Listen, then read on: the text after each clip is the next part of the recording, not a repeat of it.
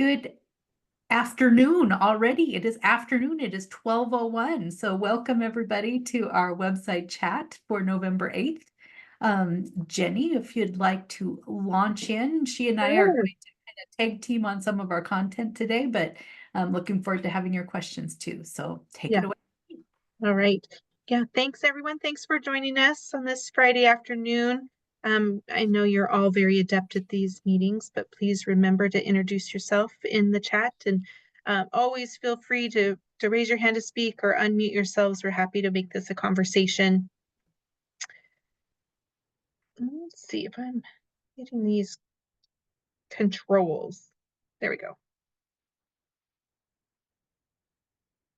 Ooh, good.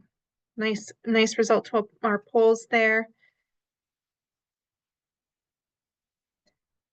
Few things we wanted to update you on. Again, I just wanted to say from the beginning, this is probably going to be sort of a light content uh, website chat today, but we did want to have one more time to connect.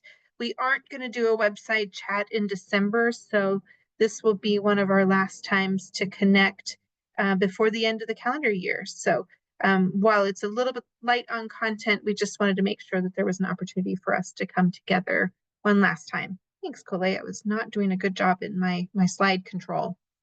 So a few things we wanted to just share with you, some updates and reminders on things that are coming from the state library or information that we continue to need from you. Colette is going to talk about a couple of different activities in the MSL Learn site and then some upcoming events.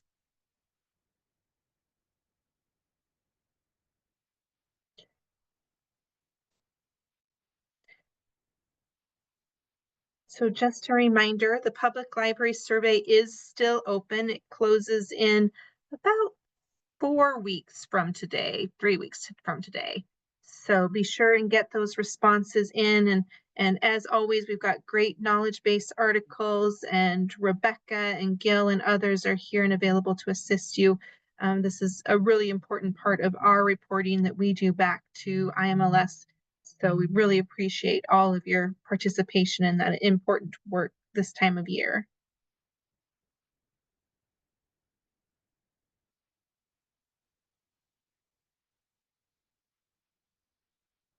I mentioned in our website chat last month that we are in the process of issuing the state aid payments. These are, again, both the per capita per square mile state aid as well as your federation payments. Those are scheduled to be deposited the week of the 11th, so next week. And if you have any questions about the amounts that you're receiving, as always, please let us know.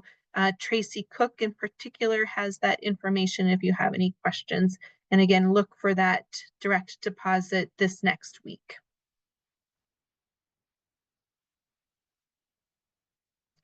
I'm gonna turn things over to you, Colette. All right. So Um, we're always adding resources to our website, and we've done some pretty major kind of overhaul of library development information over the last couple of months. And one of the things, which is like, I'll just say, it's kind of always this happy coincidence. We have a conversation, one of the consultants or myself with someone from the field, they ask a really great question. And then that prompts us to think about, well, what resource maybe could help answer this question for more than just one person. And so this planning annual activities is a new page and resource that we added based on one of those conversations. Just wanting to be able to look at a calendar of some of the different types of activities that libraries need to be aware of, including things like deadlines for reporting, also things that boards of trustees should be reminded of about in terms of agenda items that happen at a regular time during the course of a year. And so kind of in keeping with a calendar that we have for the State Library Commission, we created a page that has just these high-level annual deadlines, due dates, and that sort of thing. So I'm going to hit play and show you the navigation to this page, and then I'll put a link in the chat so that you can take a look at this yourself. Like I said, it's high level, but if you go to services to libraries and library development, on the director's page in particular is where you can find this annual schedule page. So it gives a little explanation, and then there's just a drop down for each of the months with these types of calendar events. And you can also print a copy of this. It's in a PDF form. So if something that you want to put in your board handbook or just want to take a look at that way, we made that available. But if you search for state library annual calendar or annual schedule, you're going to find this page. And we hope it's going to be helpful for planning purposes and also just, those reminders. Sometimes I know that, a lot of things happen very quickly and we tend to feel like they come up on us just suddenly. So this, I put the link in the chat, but the annual schedule is just a way to look month to month and to see these different categories. So like reports and forms is one of the categories, budgets and finance, because we know that especially for boards and development of budgets over the course of the year, it's really important to be aware of when you need to have information to your local government officials, just so that everything gets done in the time that it needs to, so that you have funding available to you. And then there are some general meetings and events as the third category there. So that's one thing that I wanted to share with you today. So are there any questions or any feedback that you have just with that brief introduction? Feel free to unmute or throw a comment in the chat. Thanks, Colette. We've done something somewhat similar to this for the State Library Commission, just to help us make sure that we're planning and communicating to the commission what's important for their upcoming meetings and work cycles. I think that's really useful for helping new commissioners on board to see kind of the regular cyclical nature of some of the work that goes on in those boards and to keep them on track. And I think this is going to be really useful to help libraries stay on track with some of those routine responsibilities that help support public library standards and other work. Well, and that's the perfect segue to the next thing, which is actually something that some of you are probably aware of. We've made mention in our various newsletters, but just wanted to reemphasize, one of the public library standards refers to the roadmap. And so with Rebecca Camp and Kara Orban and Tracy Cook and many of you who provided feedback, this new document is available on our website that really is about what those next level standards or activities might look like. So it's, from my perspective, it's a great planning document. It presents information in visual ways, but also gives you the chart or the kind of the format that you can fill out as part of a planning process. But I'll put a link in the chat as well to get you directly to this. But it's one of those things that hopefully it helps keep our vision on what's next, and what we might be able to do if we can go above and beyond what the basic requirements of the standards are. Jenny, did you want to kind of fill in some more with that too? Just to echo what Colette was saying, the standards that libraries are required to meet, really, they set a baseline.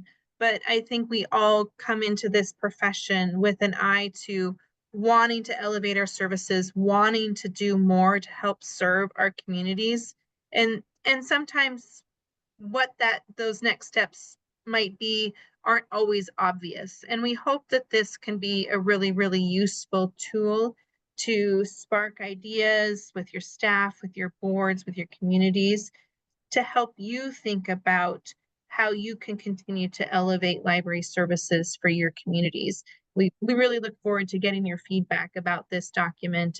And as Colette mentioned, continuing to work on library excellence is one of the standards, and we hope that this tool will be something that will be really, really useful for you. And I really appreciate not only the content, but the really accessible format that it's been provided in. Staff worked hard to come up with something that works for people who like to think about these kinds of needs in different ways. If you're someone who's really, really visual, I think this will appeal to you. If you're a spreadsheeter, I think this will appeal to you as well. So we really look forward to your feedback about it, and hope it will be a useful tool. Oh, that's a great question, Denise, about how we would like to receive feedback on the public library standards. Mhm. I think most directly you can share feedback with your consultant. We don't have like a formal form that we use to collect feedback. So I would direct you most directly to your consultant.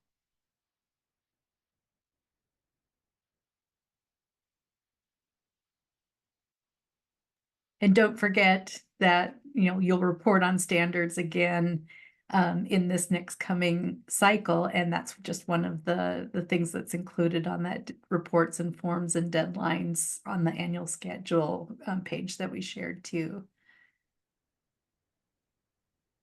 Okay. So, I am selfishly taking a few minutes to put in a plug for something that I think has been a nice addition to how we can offer continuing education. And so, just with a show of hands, with the little reaction button, if you want, how many of you have taken an MSL Learn course? See if I know several of these names, so you can fess up if you like. Excellent, excellent. So thank you. Yeah, this started off almost 2 years ago with just a few initial offerings. And what we've been able to do is to expand the number of offerings, mostly in library administration courses. But we're continuing to grow the offerings that we have. And so of the list of courses that you see on the screen, like that's everything that we have right now. I'm actually working on a next level library law course with Kara Orban that should be available for enrollment after the first of the year. But I just wanted to kind of give you a little bit of an overview of what we have. And then for those who maybe haven't visited the site, it's something that you can log into with Okta credentials, same credentials that you use to log into Aspen. And you can take self-paced online courses. Those courses can be registered in Aspen for your credits. But just to give you an idea too, we have a number of courses that really get high, well, actually all of them get high satisfaction ratings. When you complete a course, you're asked to complete an evaluation. And so this is just a summary of the top 6 courses with the highest satisfaction ratings. So, from 3.4 to 3.9 is kind of the range, and that's on a 4-point scale. So what I'm finding through feedback is that people get a lot out of the content of the courses.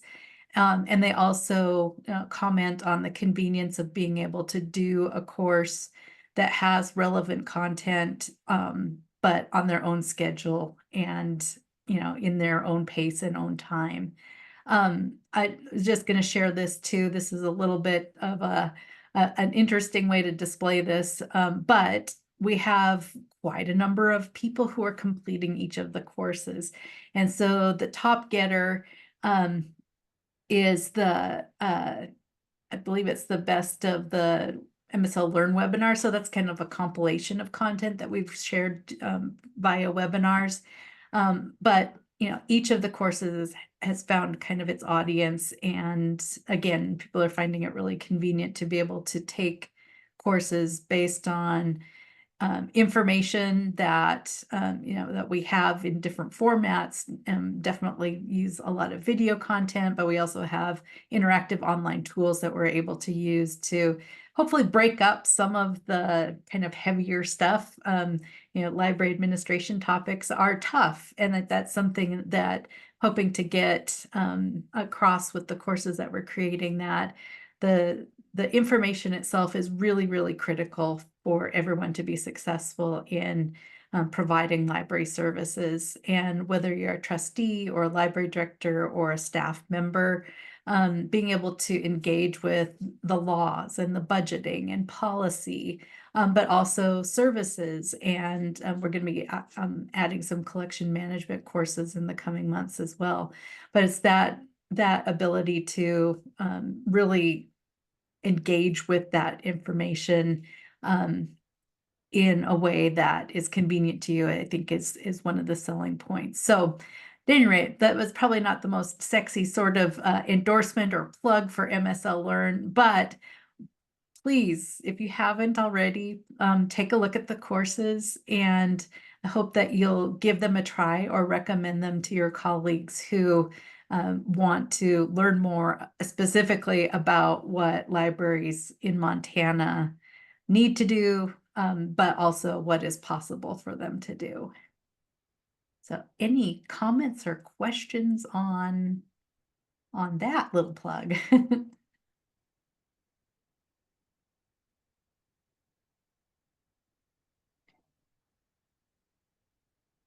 I love the fact that, as you said, these courses seem to be finding their audiences. That distribution is just great. Yeah, I've been really excited looking, more at our, not just our evaluation information, but just the numbers of people who Mm, are engaging in courses. yeah. It's also exciting that it's everyone from trustees to staff members, and then we also have guest access, so somebody doesn't have to log in to preview, and we have a Mm. number of people each month who are just coming to the site and then basically previewing the information in the courses. So, if they don't want credits, that's one way to get that same information, um, and to see what other people are seeing in terms of the people who are enrolling in the courses and doing the actual completion of activities. So, all right. So with that, what questions do people have about every little thing, Jenny? Every little thing, that's right.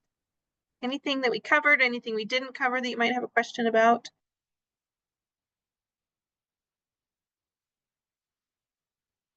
Something that you haven't really covered is you're talking about the direct deposits for the state aid. Are we going to get any type of paperwork?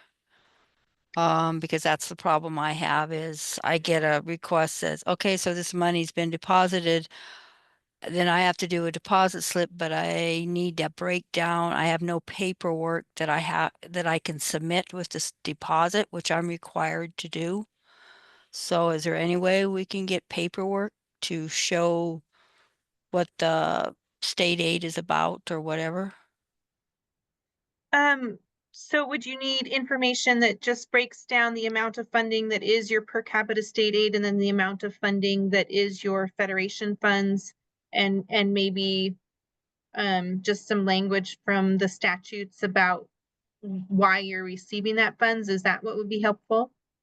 Basically, remember when we used to get, I'm looking for is when we used to get checks with, there was a stub with it. That information on the stub is what I need because I have to have supporting documents. And that created a problem last year. Okay, let me look into that, Nancy. I'm not sure that I know exactly what is issued out, but we can get something to you, I'm sure. Yeah, I had discussed it with Tracy last year and I Okay, don't have the information right offhand because I'd kind of forgotten that we were doing this direct deposit because it yeah, with our change in circumstances with financial services, stuff like this has become a severe problem with me. sounds good. I'm gonna make sure that Corey reaches out to you and coordinates what that can look like.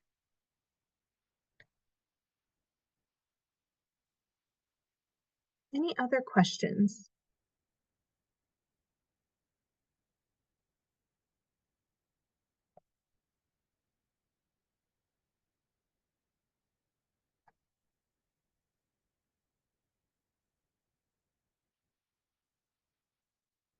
All right, just a reminder of some upcoming events.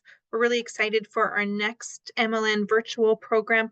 Those have been just so well received, and we're really, really excited to see the engagement that we're seeing from libraries and participants all across the state. The next one is coming up at the end of the month on November 27th. Who are all the newcomers? It's going to be information about the people that are coming into our state and becoming new Montanans, new residents in our communities. And I think that's just a really interesting topic, especially coming out of the election and seeing some of the shifts that we're seeing in demographics in our state. And then I also wanted to let you know that the next meeting of the State Library Commission is December 11th. That's going to be here at the State Library in Helena. We are not going to do a website chat after that meeting, so I wanted to give you a preview of at least some of the content that's planned for that agenda. That agenda won't be final until closer to the end of November, so we may have a few additions to it, but we know for sure that the governor's education policy advisor, Dylan Clapmeyer, is going to be joining the commission to give a preview of any kinds of legislation that they are anticipating taking forward in the legislative session pertaining to education. And we'll have a discussion with the commission about the commission's role in the upcoming legislative session. And then we have a couple of different discussion items with the commission that I think might be of interest to you. The commission's really interested in better understanding the work that the State Library does to help educate and support local library trustees. And so Tracy's going to provide an overview of that information.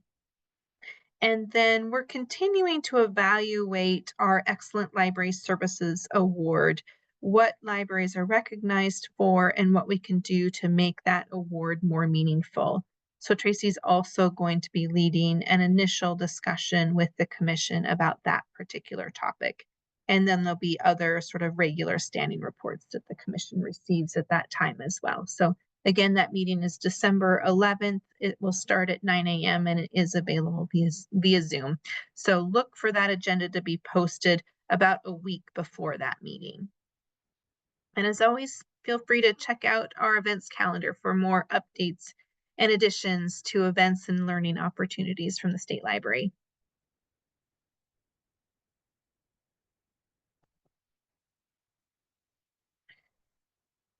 And as always, we really appreciate any kinds of feedback that you're able to provide us to make sure that we're providing you content and information that is most meaningful for you. So we would kindly ask that you take our survey.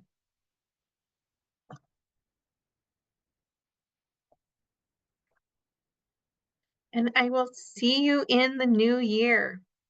It's hard to believe. I hope you all have a very, very wonderful holiday season. And by the next time we meet, the legislative session will be in full force. January 6th, is that right? January 6th, that is right.